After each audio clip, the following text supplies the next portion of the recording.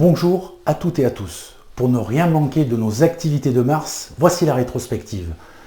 Un mois de mars très riche en résultats de notre cellule juridique, avec tout d'abord le juge administratif de Paris qui nous donne raison et qui donne raison à Avenir Secours dans le cadre de notre recours contre le ministère de l'Intérieur dans le dossier du jury de l'examen professionnel de commandant de 2020.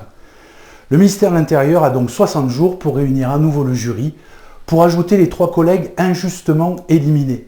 Ce recours nous donne aussi raison sur les notions de notes d'admissibilité où tous les candidats non éliminés doivent être convoqués pour les épreuves d'admission et la note de 10 doit être fixée préalablement à la réunion du jury pour l'admission des candidats à un examen professionnel.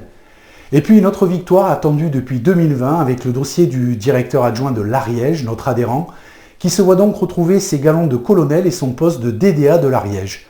En effet, dans la complexité de l'actuel statut de nos ESD, le juge déclare incompétent le PCAS 10 de l'Ariège pour signer les actes d'un agent qu'il a lui-même recruté.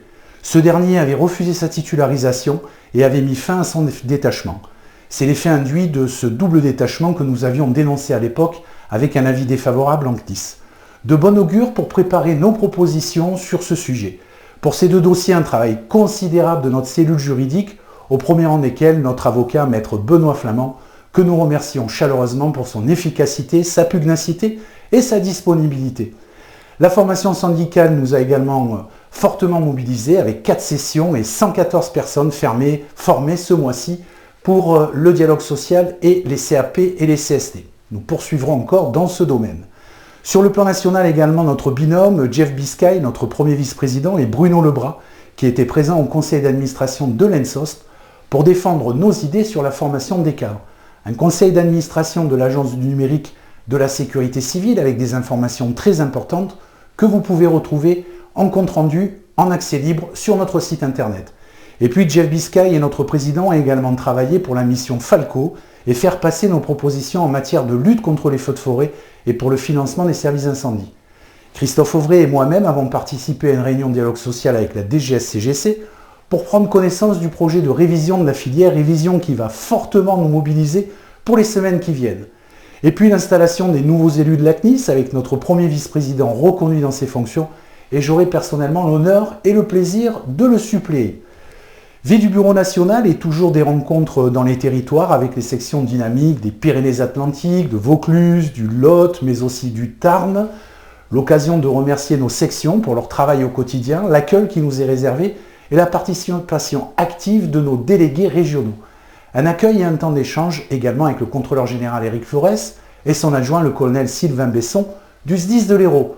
Notons dans le Lot une visite amicale avec Mireille Lared, préfète et ancienne sous-directrice de la SDDRH de la DGS-CGC, accueil chaleureux et riche d'enseignements. Mise à l'honneur ce mois-ci de la section de la Haute-Vienne, conduite par Boris Aubin, qui, dans l'implication des formations syndicales, a participé à différentes rencontres locales. Félicitations à eux. Mais également la section de la Réunion, conduite par Michel Gonneau, qui s'est particulièrement distingué lors de l'accueil du directeur adjoint de la sécurité civile. Et oui, chez Avenir Secours, on prépare nos dossiers. Éric Dupuis, notre vice-président, nous représentait au congrès de la Confédération Générale des Cadres, qui a vu la réélection de François Omril, que nous félicitons chaleureusement. Et puis un bureau national sur Pau pour préparer l'avenir de notre syndicat et la préparation de l'Assemblée Générale de Reims au mois d'avril, mais aussi reconnaître l'engagement de notre président Gérard Hiriart, qui s'est vu remettre ses insignes de chevalier dans l'Ordre national du mérite, des mains de son parrain, le colonel hors classe, Alain Boulou. Merci Gérard pour ton travail. Et merci à notre chancelière Véronique Tison qui a eu la charge, en collaboration avec le SDIS 64, de mener avant la fin de ce mandat cette juste reconnaissance. Sans oublier une réunion avec le syndicat Action catégorie C pour convenir des modalités pratiques de renouvellement de leur bureau national. Un rendez-vous historique ce mois-ci avec comme représentant Nicolas Privat de notre équipe de la saisie et une intervention devant la Commission des affaires sociales du Parlement européen pour faire entendre notre proposition d'un statut du sauveteur européen. Merci à toute l'équipe conduite avec Max Rigal pour faire évoluer l'acculturation de nos adhérents et au-delà sur les sujets européens. Et pour finir, nous avons souhaité un bon anniversaire professionnel à notre permanente Manon qui depuis 2 ans a rejoint l'équipe.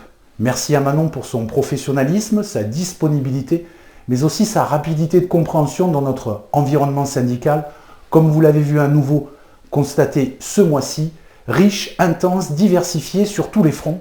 Alors merci Manon pour ton travail. Voilà, c'est terminé pour mars. Rendez-vous le mois prochain et encore de très nombreuses surprises. Continuez à nous retrouver sur tous nos comptes et surtout, pensez à vous abonner à notre chaîne YouTube. Je vous dis à bientôt.